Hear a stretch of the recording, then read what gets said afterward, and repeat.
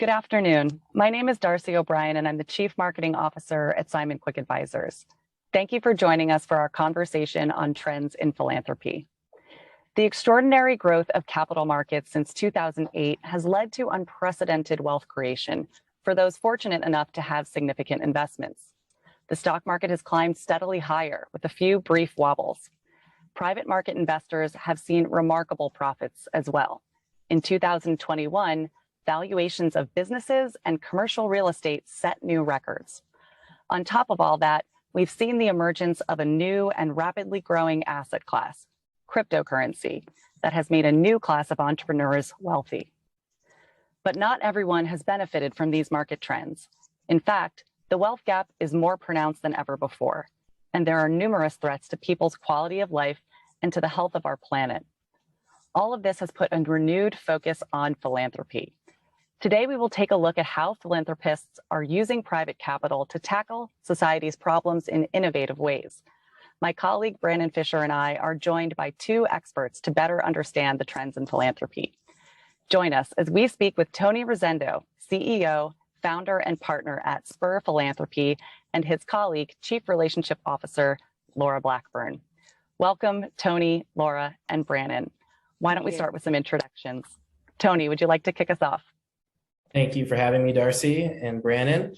My name is Tony Rosendo. I am the founder and CEO of Spur Philanthropy. Spur Philanthropy is a management firm that manages multiple family foundations and actively tries to, in two different ways, act as a fiduciary for those foundations. So we interact with financial advisors, legal and accounting, as well as all of the reporting and compliance, as well as actively creating strategies for deploying capital into our community, not just in the form of gifts, but actually managing relationships and activity in our local sector to create more impact in our philanthropy.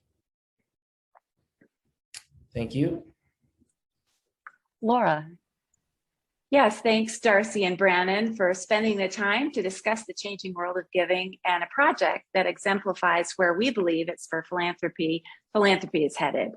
As you know, my name's Laura Blackburn, and I'm the CRO at Spur.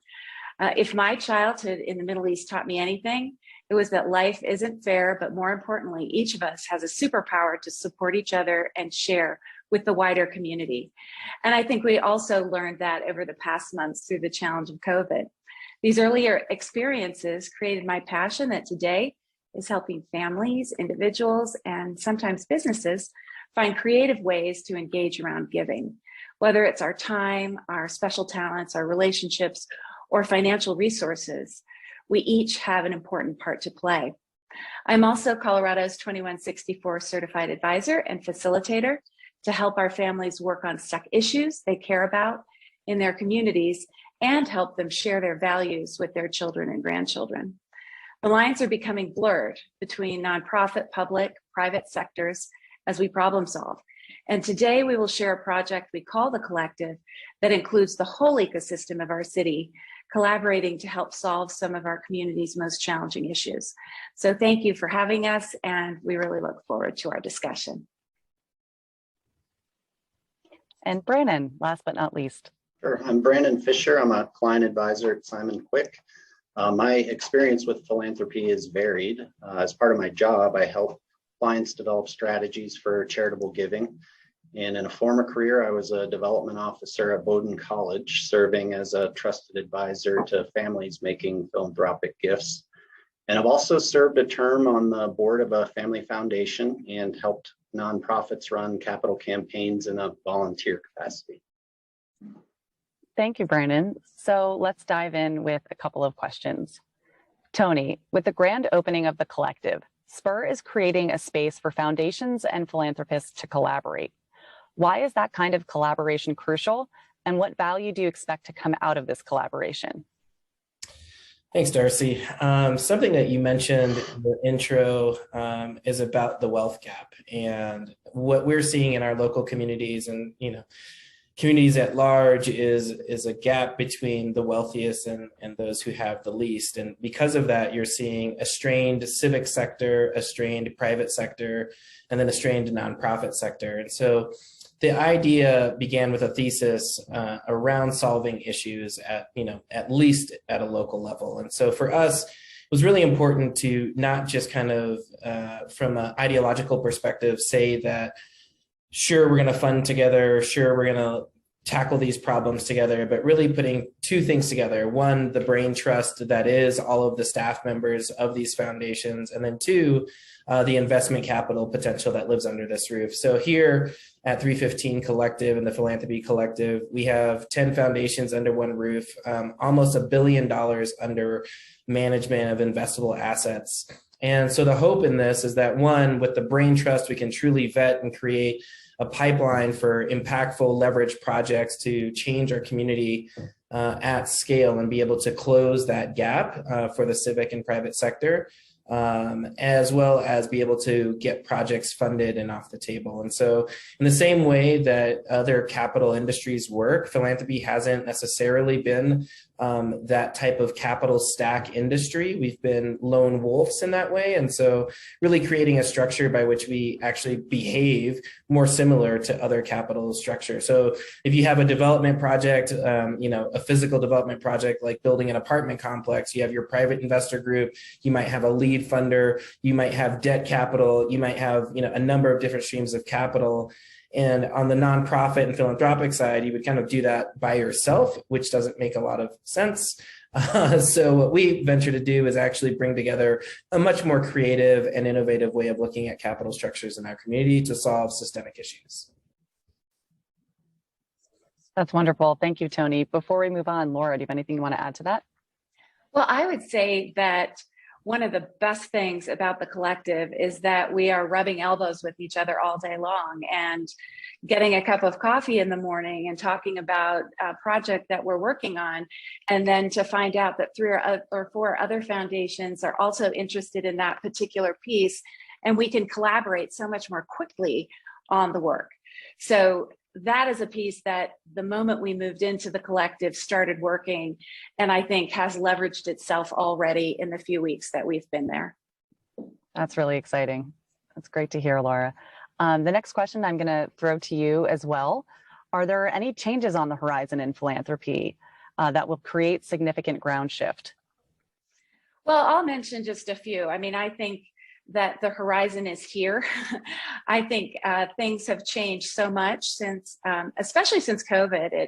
It gave all of us in the philanthropic world an opportunity to relook at how we do things, why we do things, when we do things. And I think it also had a lot to do with the way the collective is working today, just in the few weeks that we have been in the building together. So one of the things I would say is that all of the studies that have been done recently say there's a smaller number of donors giving a larger amount. And technically that is probably true, but I believe there is more giving than ever. And Lucy Bernholtz, who's a senior research scholar at Stanford University Center on Philanthropy and Civil Society, agrees with me, or I agree with her. She wrote a book, How We Give Now. And it really describes a lot of the different ways that we give that are not being captured in the traditional manner. I mean, informal organizations that we might give to, directly to individuals, more community collaborations, cause-based marketing. We're even giving our data for good right now. So the way in which we do good is evolving and becoming a much more participatory and collaborative philanthropy. And that, again, lends itself to the project that we're working on, the collective.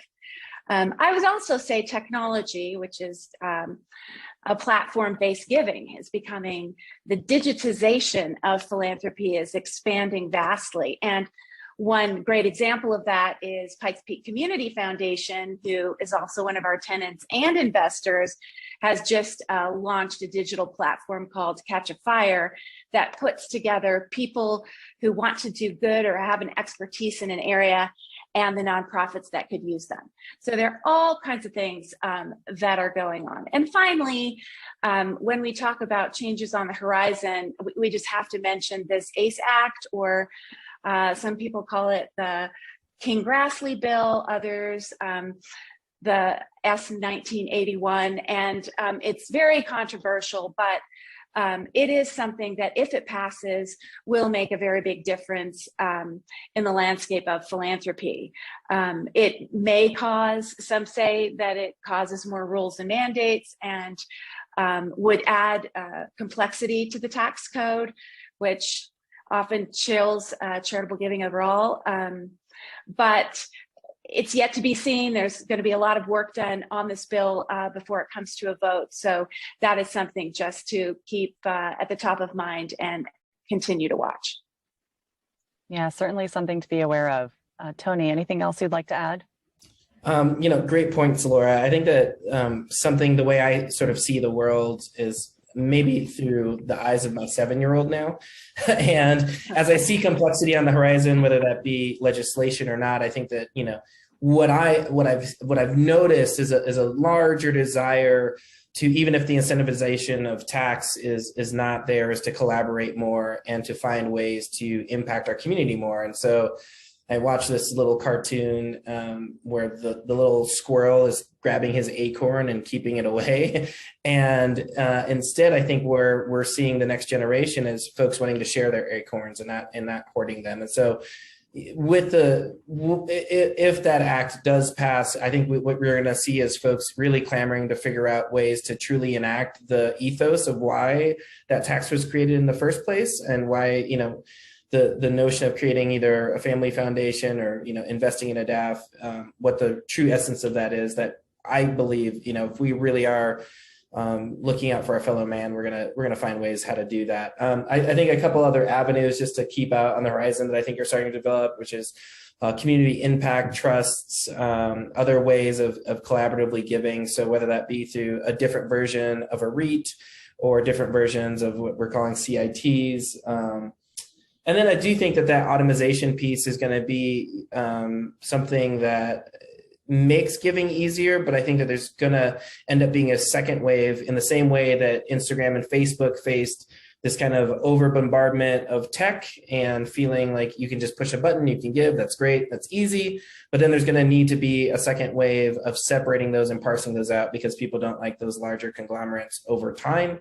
And so they're going to see some more customization and personalization brought back into those platforms at the end. And so I think that the odd pendulum swing that we're going to live in is going to be from one of, what's happening with, the transfer of wealth, to what do millennials and those other generations want to do, to really then seeing a much more direct and involved philanthropic sector with, and I would certainly hope, if nothing else, that the philanthropic professionals, so those that work like Laura and I and Brandon has in the past, that it is a field and a sector much more parallel to the financial industry and financial advisor. And so sometimes my technical jargon is coming directly from you guys, but I think that it's imperative for us to run that parallel world together, because no longer is charity. Right? I would say no longer is it just going to be charity. It's going to be philanthropy and philanthropy professionals that are doing that work.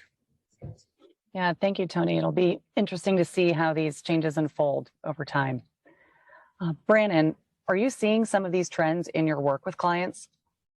I am. Those were great observations and I think really insightful comments. And I agree with Laura that we've been seeing more people being philanthropic. And I think in the most affluent families, we're seeing people give more than they have in the past. And I think they're seeing a need. As Tony pointed out, there's elevated need, right? So they want to give now rather than through their estates. That would be one trend. And in many cases, I think the focus on the giving, the priorities that they fund, is shifting a little bit too. I'm seeing more clients providing support within their own communities and emphasizing health and human services, certainly as a reaction to the pandemic. Yeah. So Brannon, what are some options for people who want to be philanthropic, but who don't have access to, a truly vast charitable resources like an established family foundation? Sure. Tony briefly, he mentioned several good options, and I'll just sort of add a point or two on one of them, which is a donor advised fund.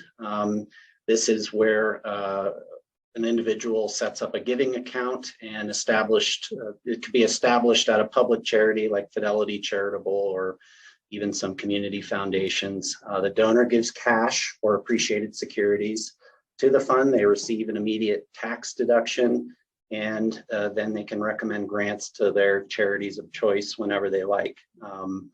And the timing on that, I think, is one thing that Laura was touching on when she talked about the tax legislation that's on the horizon. So I did also want to make one other comment about community foundations. That's a great way for people to give. You can pool donations, and you can use the aggregation of that to address community needs and support local nonprofits. I think one thing that community foundations do really well is the researching and vetting of the nonprofits that receive the grants. That can be a real benefit to the donors, so they know they're giving to causes that are worth supporting. And also the minimum threshold to start a donor advised fund or to affiliate yourself with a community foundation is low compared to starting a family foundation. So I do want to make sure that people know that philanthropy is for everyone. Thank you, Brannon. From any of our panelists, any final thoughts? I mean, I think just jumping on to that particular question and piggybacking off of Brannon is, I think that, in the financial world, if you're going to make an investment, there's lots of different tranches and different styles of investment that you might make.